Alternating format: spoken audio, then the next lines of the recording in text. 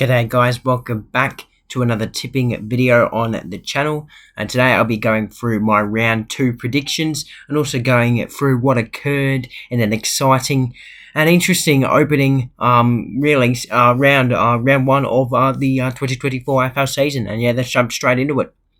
Last week I got 6 out of 9 tips for round 1. Starting off, I was pretty happy with the tip of Carlton. Though I did tip them by 41 points, they only ended up winning by 5. So I guess that wasn't the best. And then we all know what happened in the next game. Sydney obviously steamrolled the Pies. I did tip Collingwood, so unfortunately there's another one wrong. Moving on to the Saturday, I did manage to get a couple more correct, though it didn't start off too well, because I did tip Hawthorn to beat Essendon, but Essendon did win that one by 24 points. And I then correctly tipped GWS, Geelong and Gold Coast. So in the end, not too bad. I'll definitely take those three, especially Geelong and Gold Coast, seeming, there were chances in that game for both Adelaide and St Kilda.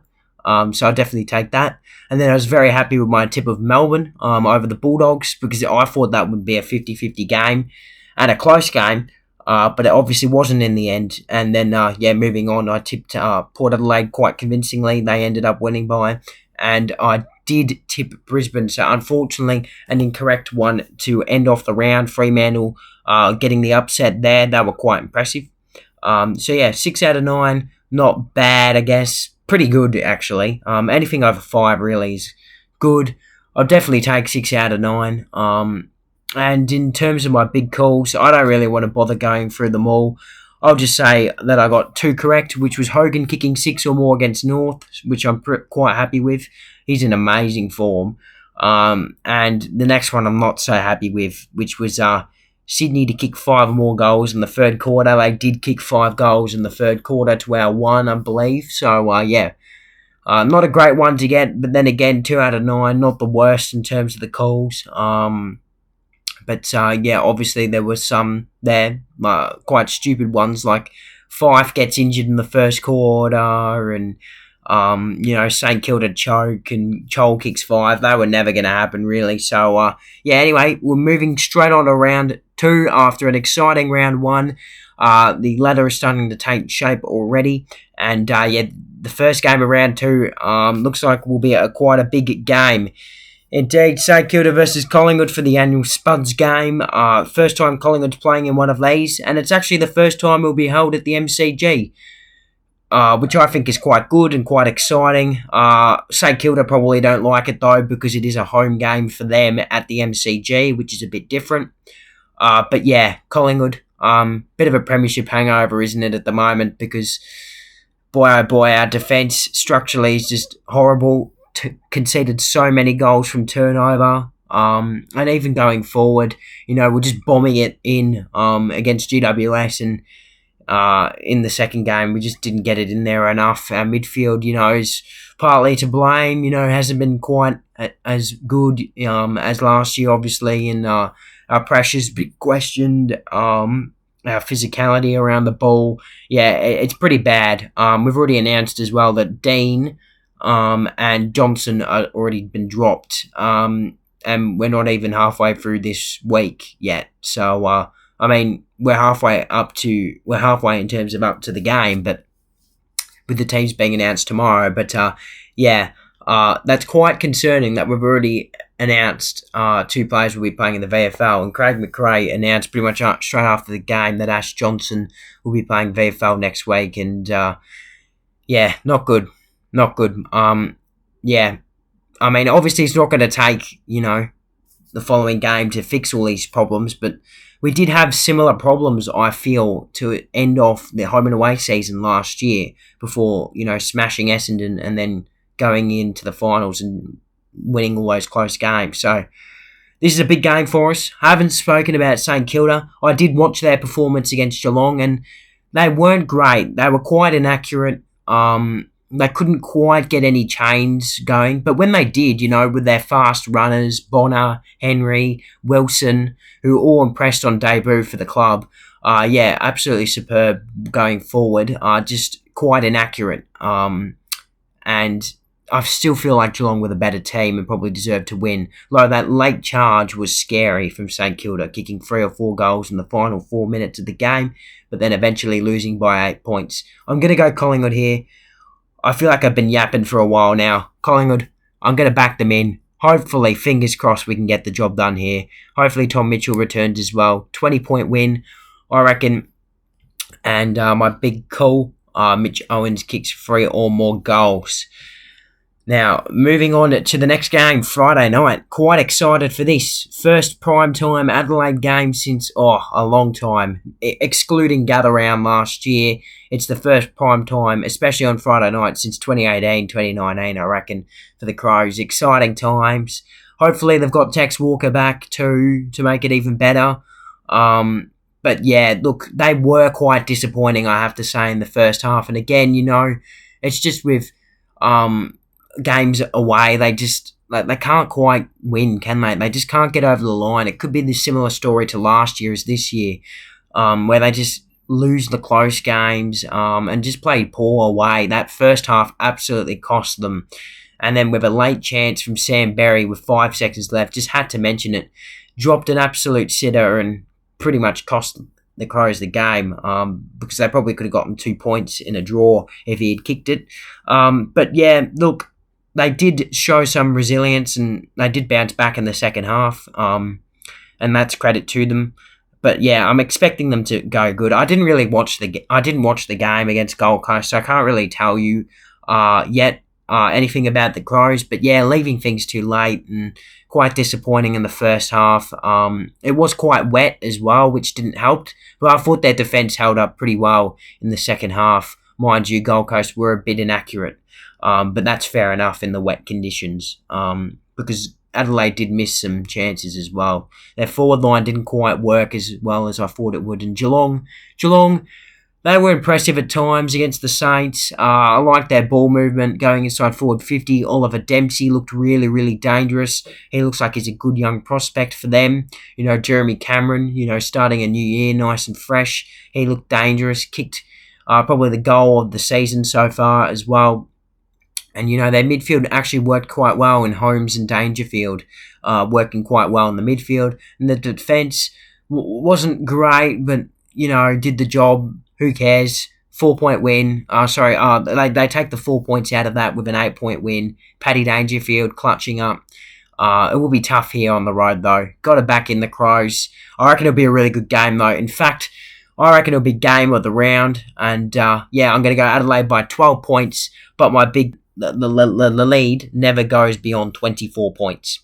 Now, moving on to the Saturday games, the first being quite an irrelevant one, and one that I definitely won't be watching, North Melbourne versus Fremantle. Now, however, I did watch Fremantle's performance against Brisbane, and they were really, really superb. Definitely the standout performer from round one, and was really the only game where there was a proper upset, excluding Sydney versus Collingwood, really. But yeah, Freo, they moved the ball well from their back line. Their back line was superb. Alex Pearce was phenomenal. Best game I've seen him play. They got it into the midfield. They played dangerously. Amos was dangerous up forward, Jai Amos. Yeah, they had just chances up there. Big Kahuna as well. Josh Tracy, he was superb. Yeah, I really liked their forward line as well. Yeah, midfield worked well as well. Sarong, 46 touches. He was superb.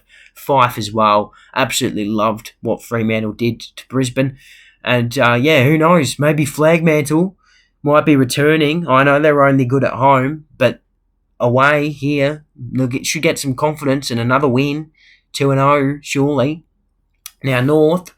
I didn't watch their game against the Giants, but from what I told, they played quite well. Their pressure was a lot better than last year, and, their midfield performed really well. McKercher, Sheasel, and Wardlaw, working well in the midfield. good young team. It's just their defence, and I think everyone knew that their defence was going to cost them the game. They actually managed to score 82 points, which is unbelievable, really, and very, very unexpected. And look, North could score a lot more points this year. The only problem is their defence. Toby Pink conceded 6 goals to Jesse Hogan. So will he concede more goals down there? Going to back in Freo. Not going to go the upset with North here. Freo by 13 points at Marvel. First game of Marvel for the year. My big call. Nat 5 kicks 3 or more goals. Now moving on to the next game. Hawthorn versus Melbourne. Look, this one, I don't know. I don't see it being a great one because Melbourne, look, they were really good last week, and credit to them. You know, Clary Oliver was really good. They got it into their forward line. Their forward line, you know, they changed it up from the Sydney game. Lots of new faces back in there. Ben Brown, Tom McDonald played in defence. Jack Billings was superb on debut for the club. And Clary Oliver was absolutely unbelievable in the midfield. Yeah, look, they were back to their best, weren't they, the D's? They're going to be hard to beat in this game. But, you know, I feel like I've been on the Hawthorn, you know, ride to start the year, and they were disappointing against Essendon. I did watch the game, and yeah, they were just inaccurate, and that completely cost them. 8 goals to 2 as well from centre bounce clearances. You know, that doesn't help. Getting smashed in clearances. Newcombe was disappointing. Their midfield was disappointing. Their defence was disappointing. Sicily suspended. Everything's going against Hawthorn here. But I see them doing good. But I'm not brave enough to tip them. Even though I've been jumping on Hawthorn all year long, I'll be so pissed off if they win this because I've had Hawthorn winning this all the way up to right now. But I've changed my mind. I think Melbourne will win this game, but it'll be a really good game. Well, a really close game, but I don't think it'll be a good game. I think it'll be low scoring, a bit of a scrap. I think Melbourne will win by 2 points in a close game, and my big call, Newcombe back to his best, bounces back, 30 plus disposals for him. Now, moving on to the first and actually only Saturday night game of the round in Sydney versus Essendon. Now, I watched both these two games, these two teams' performances last week, and they were amazing. Both scored over 100. Their forward lines look dangerous. This game is set up for a really high-scoring and good game, in my opinion. Essendon, while their defence was kind of poor, in my opinion, Ben Mackay was still a bit of a standout. You know, took a whole bunch of intercepts. And Todd Goldstein impressed on debut. And, you know, their midfielders, Perkins was best on, in my opinion. Darren was good. Nick Martin, Merritt. They all stood up without Parrish as well, which is good from Essendon. They showed a lot of resilience. And their forward line as well. Stringer kicked 4. Langford was really good in the second half. Positive signs for the Bombers heading into this game. And Sydney, well, in my opinion, they've probably been the best team from the first 2 rounds. They were really impressive against us. They did get a few fluky goals from accidental and silly turnovers from us, which definitely helped them. Chad Warner was fantastic. Isaac Heaney's move to the midfield has been definitely the biggest story so far to start the season is Heaney's move to the midfield, in my opinion. Brodie Grundy's been phenomenal, but he wasn't last week. He wasn't. He was disappointing, which was interesting to see him play so poorly in a big Swans win. So maybe, do they really need Grundy? It's a scary thought. That young midfield just performed so well, and at the moment, look, good luck bloody squeezing Mills, Parker, and when they come back, Adams, Mills, Parker, like, they're going to be amazing, but who are they going to squeeze out? Like, everyone's been fantastic for them, and I think the Swans should win this game quite convincingly by 26 points in a high-scoring game, though. And my big call, Nick Martin, gets 25 or more disposals. I've done a lot of player big calls this week, I've noticed, and there'll be more. As we move on to the Sunday, I'm going to go through these Sunday games pretty quickly, in my opinion. Most of the Sunday games, I feel, this year are pretty irrelevant. But this game should be decent. Bulldogs versus Gold Coast at Mars. Now, I hate Mars Stadium. That's just my opinion. But, look, it could, make for a good contest in this game. The Bulldogs I watched their game against Melbourne and they were absolutely atrocious, especially in that last quarter. Apart from Liam Jones, their defence was shocking. And Bevo, you just question Bevo every single week, do you? Caleb Daniel was subbing Riley Sanders out in his first game. Just don't understand what this man is doing. And look, if the Bulldogs lose this game, I feel like, they'll be slammed. And, if they continue to lose games, my call I made at the start of the season, Bevo getting sacked, it could happen. And Gold Coast, they've been pretty good in, well, let's say their first halves in both games so far this season. Their forward line's been amazing. Ben King, Malcolm Roses Jr., who's unfortunately been suspended. And it just feels like Dimmer's got some players that he can now rely on. And he's got some clutch players like Fiorini. He's been amazing. So is Thomas Berry. He's been a clear standout, an amazing standout. Ben Ainsworth, he tries every single week for Gold Coast. Roses Jr., who I've already mentioned, who's already kicked 5 goals to start the season, unfortunately made a bit of a mistake and got involved in a bit of a nasty fiery contest and gets a controversial headbutting suspension. Their defence was really good, I thought, in the first half against Adelaide. And then again, I didn't watch the game, so I could be wrong. They weren't great in the second half, though, quite inaccurate. But look, I think Gold Coast should be good enough here to win, I reckon. I've got no faith in the Bulldogs and Bevo at the moment, so I'm going to go to the Suns. And quite convincingly, by 24 points, I think they can get this done without Roses Jr. And my big call, the Dogs kick 5 or more behinds than goals. It could happen. Then moving on to the next game, Richmond versus Port. Same old game, I feel. Port Adelaide, I didn't watch their game against West Coast, but, it seemed that they played well. Mind you, conceding 70 to West Coast. I mean, it was only round 1, but, it's hard to see Port being an amazing team this year.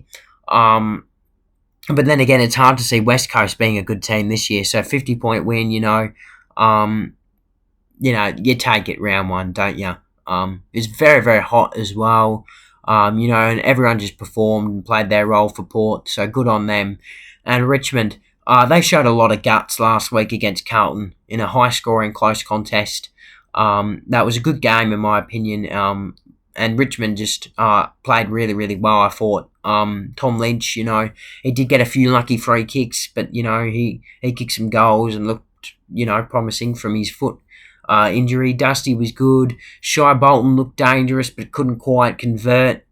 Their midfield as well, Hopper, he was a lot better than against Gold Coast. Taranto as well. They just had a resilient performance from all their stars. Nan Curvis, really, really impressed with the way Richmond played. And, they might not be as bad as people think this year.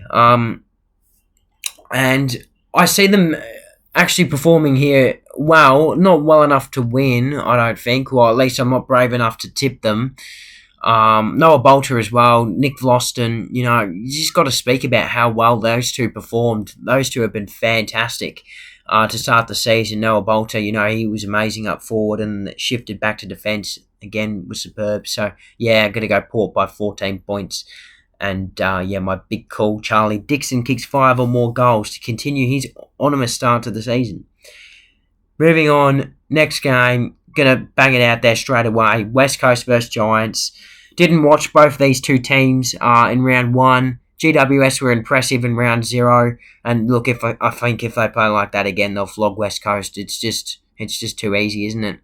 And, they were again superb against North. Their defence, though, wasn't as good. West Coast didn't see them. I guess the only highlight was Harley Reid. He wasn't amazing. He was good, but he wasn't great. 16 touches, I believe it was. Their best player was McGovern.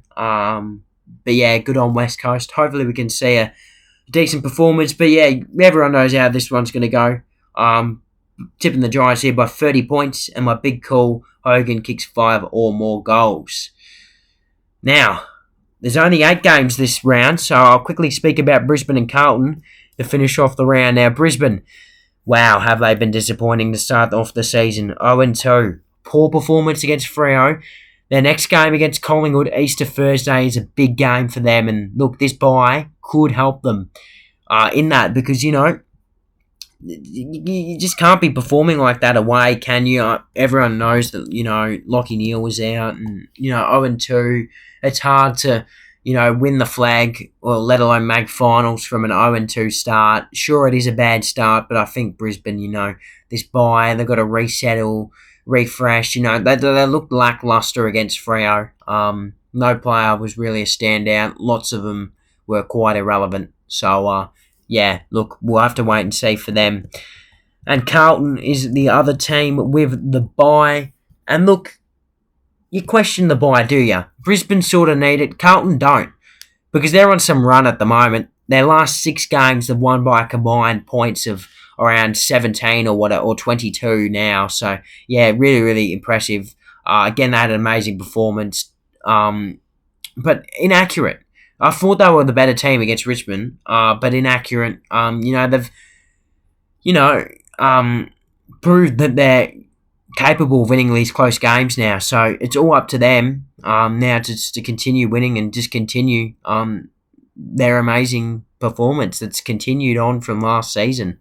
And Tom De Koning, wow, was he good against Richmond on the weekend. He was superb. And this bye might not be the best thing for them, but heading into North Melbourne, Good Friday, they'll be nice, calm, relaxed.